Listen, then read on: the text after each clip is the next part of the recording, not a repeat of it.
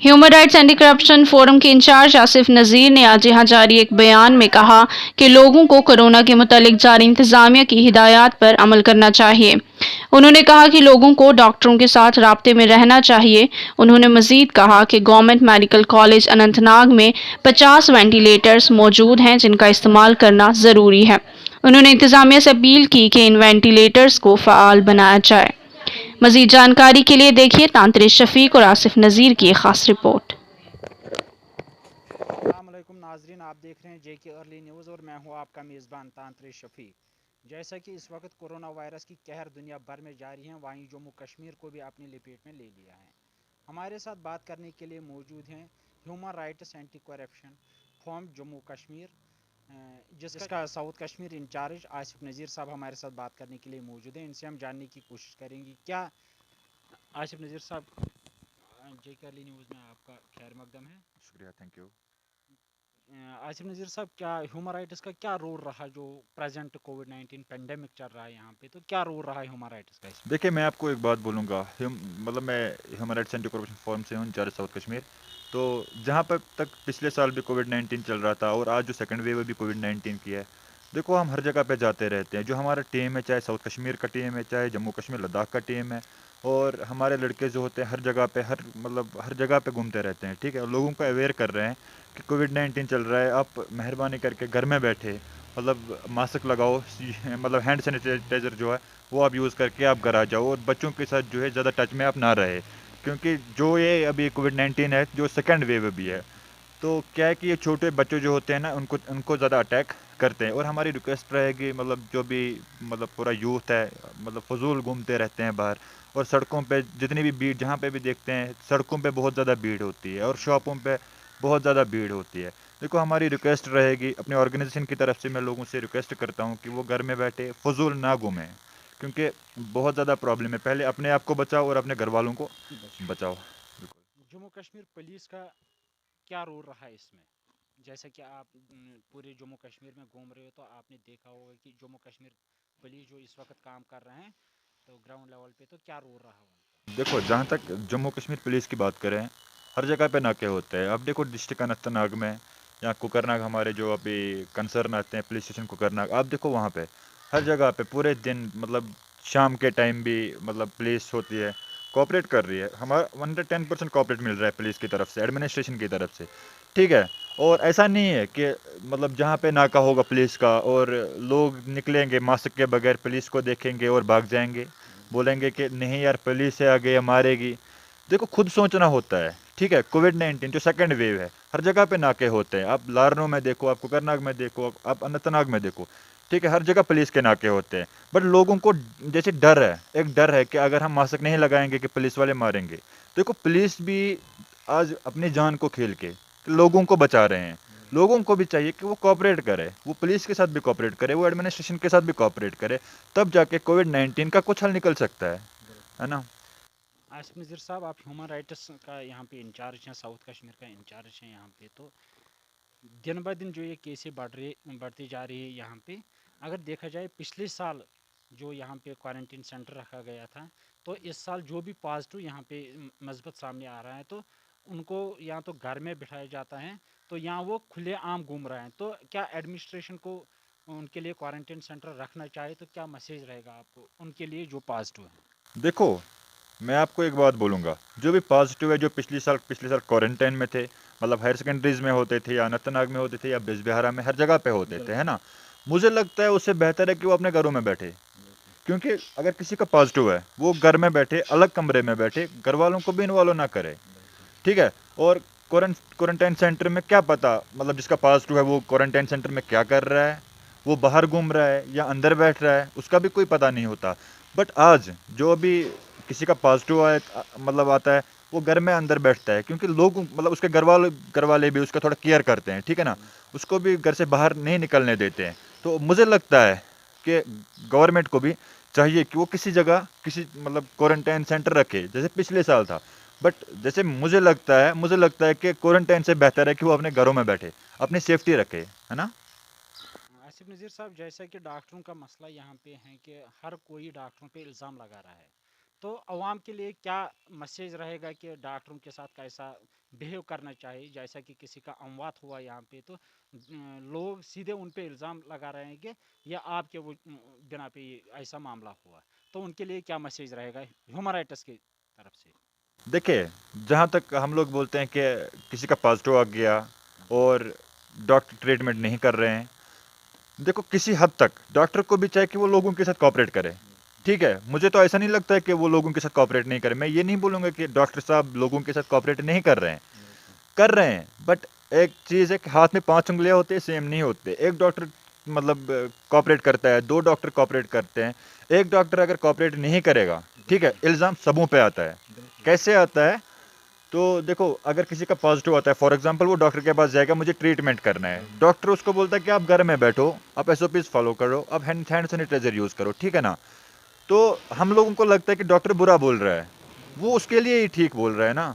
देखो मसला क्या होता है, अब रही बात कि डॉक्टरों पे इल्ज़ाम क्यों आते हैं। किसी हद तक डॉक्टरों की भी गलती है। डॉक्टर मतलब जो डॉक्टर होते हैं उनको भी चाहिए कि वो लोगों के साथ कोऑपरेट करे। कैसे कोऑपरेट करे? देखो, अगर हम किसी जगह जाए, किसी हॉस्पिटल में जाते हैं, मेरे पास एक एप्लीकेशन आई है कि डॉक्टर ने बदतमीजी की किसी के साथ, ठीक है, डॉक्टर अच्छे से नहीं देखते हैं। हमारी रिक्वेस्ट रहेगी कि मैं एक इंचार्ज साउथ कश्मीर हूँ, मेरी रिक्वेस्ट रहेगी डॉक्टर से, मतलब जितने भी डॉक्टर साहब है, खासकर बीएमओ साहब है, वो मतलब बीएमओ साहब भी डॉक्टरों को समझाए कि आप यूथ के साथ या मतलब लोकल जो होते हैं उनके साथ कोऑपरेट करें, है ना। अगर कोऑपरेट करेंगे तो तब जाके कुछ हो सकता है ना। अभी तो उसके बाद कोई इल्ज़ाम डॉक्टर पे नहीं आएगा। ठीक है, हमारी भी रिक्वेस्ट रहेगी, जो अभी डॉक्टर है उनसे भी रिक्वेस्ट रहेगी कि लोगों के साथ कोऑपरेट करें। तो अपने मतलब लोगों को बनाओ, ये मतलब समझाओ कि मतलब अपने आप को बचाओ और अपने घर वालों को भी बचाओ, ठीक है। अगर जीएमसी अनंतनाग की बात हम यहाँ पे करेंगे, तो वहाँ पे अमवाते हुए 1-2 दिन पहले वहाँ पे एक वीडियो वायरल हुआ, तो उनका डायरेक्ट डीसी साहब ने भी उन पे एक ऑर्डर निकाला कि इंक्वायरी होनी चाहिए यहाँ पे। तो क्या लग रहा है आपको कि जो वहाँ पे वो इंसिडेंट हुआ तो वो हकीकत है, जैसे कि उन्होंने डॉक्टर पे डायरेक्ट आमने सामने इल्ज़ाम दिया? देखो, जीएमसी अनंतनाग में जो हो गया उसके बारे में हमारी भी बात एडमिनिस्ट्रेशन के साथ हो गई, खासकर सीएमओ अनंतनाग के साथ हो गई है। अभी कोई रिपोर्ट नहीं आया क्योंकि मेरे मतलब जो मेरे रिलेटिव है की डेथ हो गई है, दैट्स वाई मैं वहाँ नहीं जा पाया। तो जब मैं उसके पास जाऊँगा तो फर्दर डिटेल में आपको मैं बोल दूँगा वो। आपको लग रहा है कि जीएमसी अनंतनाग में काम अच्छा तरीके से चल रहा है इस वक्त? देखो, किसी हद तक अच्छे से चल रहा है और किसी हद तक मतलब किसी जगह अगर देखें, एक एंगल से अगर देखें तो वहाँ पे डॉक्टर केयर नहीं करते पेशेंटों का। क्यों नहीं करते हैं? देखो, हमारे पास भी मुझे कल एक कॉल आ गई, इवन के मतलब मेरा एक अपना ही खास था, उनकी डेथ हो गई है, 2 दिन पहले उनकी डेथ हो गई है। तो उनका पॉजिटिव आया था, ठीक है। तो उसके बाद वो घर में थे, मतलब उनको फिर लिया, उसके बेटे ने उनको अनंतनाग लिया ट्रीटमेंट के लिए, ठीक है। और वहाँ पे वो ठीक थे, बिल्कुल अच्छे, मतलब उसके बाद उनको बेड वेड दिया गया अच्छे से।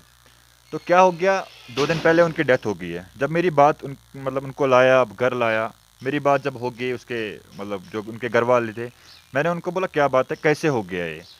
बोला जैसे इनको ऑक्सीजन जब इनको लगा के था, ऑक्सीजन लगा के डॉक्टर ट्रीटमेंट नहीं कर रहे थे। डॉक्टर दिन में एक बार आते थे चेकअप के लिए, पेशेंट को बोलते थे आप ठीक हो। उसके बाद हमें पता ही नहीं था, उसके बाद हम खुद देखते थे कि ऑक्सीजन लेवल ज़्यादा हो रही है, ऑक्सीजन लेवल कम हो रही है। देखो, एक आम इंसान को क्या पता ऑक्सीजन क्या होता है।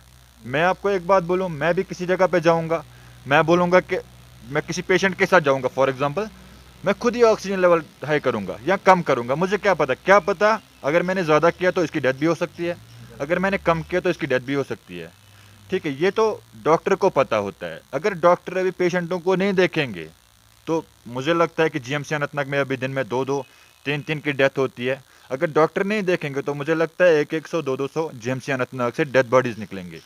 तो मेरी रिक्वेस्ट रहेगी खासकर सीएमओ अनंतनाग से, जो हमारे सीएमओ साहब है, क्योंकि डॉक्टरों को समझाओ, डॉक्टरों को बोलो अगर कोविड पेशेंट आता है इनके साथ अच्छे से ट्रीट करो, इनको मतलब अच्छे से देखो आप।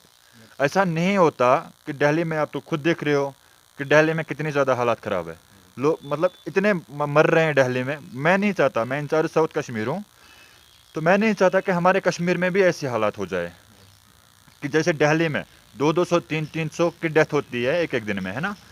तो मैं नहीं चाहता कि हमारे कश्मीर में भी ऐसी हालत हो जाए। देखो अगर डॉक्टर ट्रीटमेंट नहीं करेंगे पेशेंटों को, देखो हर जगह पे हर हॉस्पिटल में 2-2, 3-3, 10-10, 15-15 की डेथ होती है। दूसरी बात रही जीएमसी अनंतनाग की, जहाँ तक बात है, वहाँ पे वेंटिलेटर अभी अवेलेबल है। हम सुनने में आया कि मतलब 50 वेंटिलेटर अभी है, अभी यूज़ नहीं कर रहे हैं, यूज़ अभी कर नहीं रहे। देखो एक बात है, वो मतलब बात हुई, उन्होंने बोला कि हमें इनॉग्रेशन के लिए है, हम इनॉग्रेशन करेंगे, उसके बाद हम वेंटिलेटर देंगे। देखो क्या होता है, जब तक ये इनॉग्रेशन करेंगे, है ना, तब तक क्या पता अनंतनाग में कितनों की डेथ होती है। देखो वेंटिलेटर अभी होने चाहिए अनंतनाग में। देखो इनॉग्रेशन इस टाइम इतनी ज़्यादा हालात ख़राब है कोविड-19 की, और मुझे लगता है कि इनॉग्रेशन की कोई अभी ज़रूरत नहीं थी। अभी वेंटिलेटर यूज़ कर रहे थे, क्या पता कि लोगों की जान भी बच सकती है ना। और अगर वेंटिलेटर की किसी किसी पेशेंट को वेंटिलेटर की ज़रूरत पड़ी, ठीक है ना, उनको लिया अनंतनाग से सोगरा, क्या पता उनको रास्ते में डेथ हो जाए। तो रेस्पॉन्सिबल कौन है? रेस्पॉन्सिबल तो वो लोग हैं ना जो अभी यूज़ नहीं कर रहे हैं, वो भी वेंटिलेटर देते नहीं पेशेंटों को, है ना। लोगों के लिए लास्ट में क्या मैसेज रहेगा? देखो मैं आपको एक बात बोलूँगा, मैं अपनी ऑर्गेनाइजेशन की तरफ से लोगों से रिक्वेस्ट करता हूँ, खासकर जो हमारा यंग यूथ है, उनसे मेरी रिक्वेस्ट रहेगी कि मेहरबानी करके वो अपने घरों में रहे, ज़्यादा मतलब बाहर ना निकले। बाहर उस टाइम निकले जिस टाइम आपको कोई इमरजेंसी हो, ठीक है ना। देखो शॉपकीपर्स पे हम मतलब जो हमारे शॉपकीपर्स है, मैं वहाँ पे जाता हूँ, भीड़ होती है, हर जगह पे भीड़ होती है, मार्केट फजूल लड़के घूम रहे हैं, है ना। मतलब हॉस्पिटल में जाते हैं, एक पेशेंट बीमार होता है, उसके साथ 5-5 लोग होते हैं। रिक्वेस्ट रहेगी मेरी यही लोगों से कि मेहरबानी करके अब अपने घरों में मतलब बैठे, अपने घरों में रहे, ठीक है ना। बिल्कुल। क्योंकि ये कोविड-19 है, क्या पता अगर आप बाहर जाओगे किसी के साथ टच करोगे, क्या पता उसका पॉजिटिव भी हो सकता है, ठीक है ना। उसका पॉजिटिव हो सकता है, आप घर रहोगे, खाना खाओगे, चाय पियोगे, बिल्कुल। तो उसके बाद क्या होता है, आप घर वालों को भी मतलब इन्वॉल्व कर सकते हो। मेरी लास्ट में यही रिक्वेस्ट रहेगी लोगों से कि अपने आप को बचाओ, अपना केयर करो, अपने घर में बैठो, हैंड सैनिटाइजर यूज़ करके, अब मतलब घर में बैठे अच्छे से, और बाहर फजूल ना निकले। शुक्रिया, थैंक यू सो मच।